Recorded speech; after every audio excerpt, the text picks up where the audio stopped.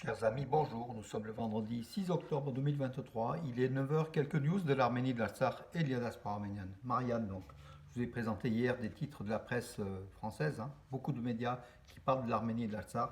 Donc Marianne en couverture, donc vous voyez, pardon, donc l'Arménie, avec un éditorial de Natacha Polony, donc un superbe, donc un très très bon éditorial, hein. Elle est parfaite cette journaliste, hein, Natacha Polony, sur l'Arménie, sur le deux poids deux mesures en fait entre ukrainien et arménien. Donc elle revient quand même sur des thèmes essentiels pour justement autour du peuple arménien, tant en Artsakh qu'en Arménie. L'Arménie qui a été oubliée des médias par l'Ukraine tout simplement. Voilà, et puis Anne Dastakian, un petit reportage aussi sur place. Euh, mais bon, Marianne accorde deux pages et demie, parce qu'il y a aussi un autre article de Konopiki. Voilà, donc, alors que, bien sûr, le coup de chapeau, il faut l'acheter, ça. Donc là, donc plus de 20 pages sur l'Arménie dans le point de cette semaine, mes amis. Allez-y, il faut l'acheter. Il faut encourager donc Valérie Touragnan, Gisbert, Franz-Olivier Gisbert et toute la rédaction du Le Point qui est l'une des meilleures à parler de l'Arménie et des Arméniens et également avec le Figaro Magazine, hein, qu'on salue, hein, donc Jean-Christophe Busson. Voilà, bravo aussi à tous ceux-là, tous ces titres qui évoquent l'Arménie, qui ne font pas oublier qu'il y a un problème non résolu donc, de l'Arménie aujourd'hui à ses frontières, et l'Artsakh aussi, donc le droit du peuple arménien de l'Artsakh. Et puis Courrier international que je vous ai présenté hier, donc cette semaine, 8 pages sur le Haut-Karabakh et l'Arménie. Voilà au niveau de la revue de presse. Donc, ce qui était à noter donc hier, le Parlement européen à Strasbourg, les eurodéputés à Strasbourg ou à Bruxelles, les eurodéputés ont voté donc à l'unanimité, non pas à une grande majorité, une sanction contre Bakou. Et ils ont donc accusé l'Azerbaïdjan d'épuration ethnique. Donc le terme épuration ethnique a été, comment dirais-je, a été prononcé. Donc hier soir donc sur France 2, vous étiez nombreux à suivre justement durant pratiquement une demi-heure après le JT de 20 heures, un spécial Arménie, et notamment la déclaration de Catherine Colonna, la ministre française des Affaires étrangères, qui a déclaré à une question donc, de la journaliste de France 2,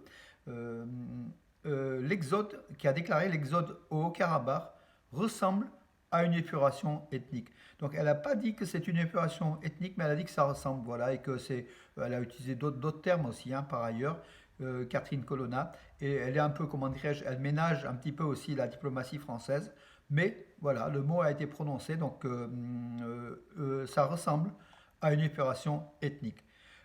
L'autre donc grande actualité hier, c'est la rencontre, le sommet à Grenade en Espagne avec les chefs d'État d'une cinquantaine, enfin d'une quarantaine de pays européens, avec la participation de Nicole Pachinian, le Premier ministre arménien, et puis la non-participation d'Aliyev qui a préféré rester à Bakou, de peur de se faire tirer les oreilles, hein. Voilà, donc il a prétexté c'est l'hostilité de la France qui faisait que lui, il venait pas, et la non-présence aussi de la Turquie.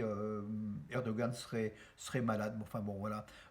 Tout ça, comment dire, c'est pour, parce qu'il allait être accusé de toute façon, et il a préféré donc rester chez lui.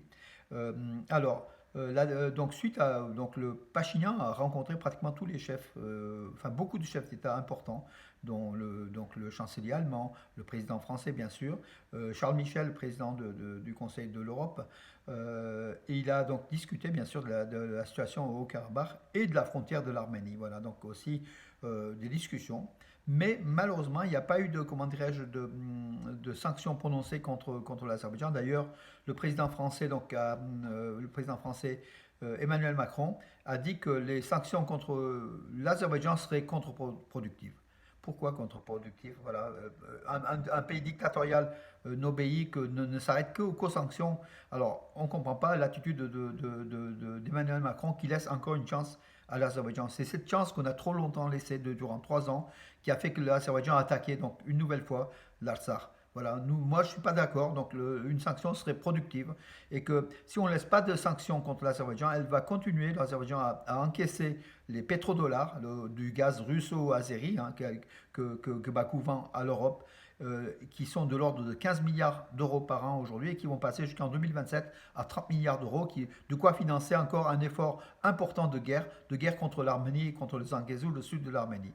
Par contre, bon, important, les chefs d'État donc de la France, l'Europe, l'Allemagne, enfin, des pays qui comptent, hein, ont quand même une nouvelle fois parlé de l'intégrité territoriale de l'Arménie, de la frontière de l'Arménie, les 29 800 km². Donc ça, c'est un élément important. Aliyev l'a reconnu aussi, voilà. Mais ça ne veut pas dire qu'il peut reconnaître et faire le contraire après. Mais en tout cas, l'Europe, les chefs d'État européens ont reconnu l'intégrité territoriale de l'Arménie et le fait de...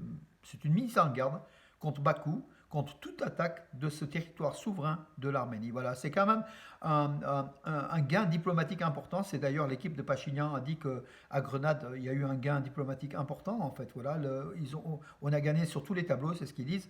On aurait préféré quand même des sanctions aussi contre l'Azerbaïdjan. Pardon.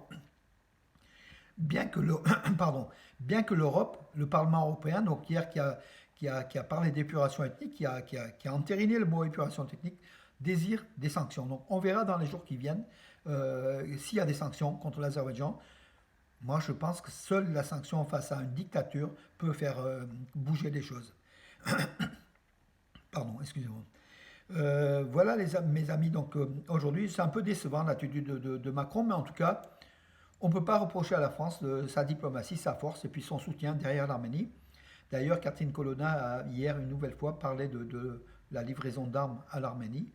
C'est pas encore fait, c'est pas encore fait, mais bon, c'est en cours. Elle a dit, on a donné le feu vert. Après, il faut voir les conditions, il faut voir ce que l'Arménie veut.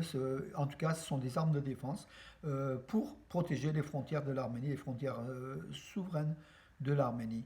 Voilà, mes amis, c'est assez important. Je pense qu'en fait, il se passe des choses en Europe, malgré la perte de l'Artsakh, du Haut-Karabakh. Aujourd'hui, la question de la défense du sud de l'Arménie s'est internationalisée aujourd'hui. Toutes les diplomaties européennes, en tout cas, vont pour la défense de ces frontières souveraines de l'Arménie. Donc Bakou est prévenu. Je pense que Bakou attendra avant d'attaquer l'Arménie pour quelque temps. On verra. Donc si par contre ça passe à l'oubli, Bakou attaquera. Voilà. Pardon, excusez-moi, j'ai un chat dans la gorge, comme on dit. Alors, l'Union européenne, voilà. Et puis, Nicole Pachinian a rencontré Ursula von der Leyen qui a promis 25 millions d'aides à l'Arménie à coup d'aide humanitaire et puis de prêts.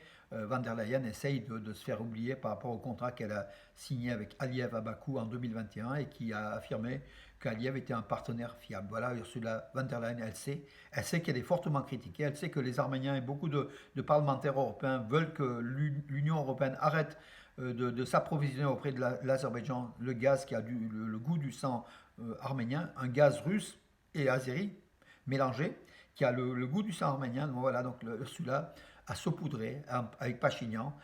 Alors moi, je ne comprends pas que Pachinian n'ait pas revendiqué encore plus auprès d'Ursula von der Leyen l'arrêt de la fourniture donc, du gaz azéri à l'Europe. Voilà. Donc il était, semble-t-il, content qu'Ursula annonce que 25 millions d'euros d'aide humanitaire à l'Arménie. La question, c'est au-delà de l'humanitaire. L'humanitaire saupoudre, bien sûr, pense les plaies, il faut l'humanitaire.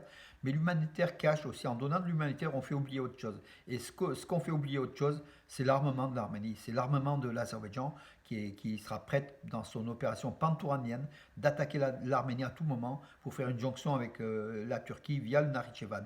C'est là le problème majeur de l'Arménie. Effectivement, l'humanitaire, c'est important. L'Arménie fait face, quand même, la petite république de 3 millions d'habitants, a quand même accueilli les 100 000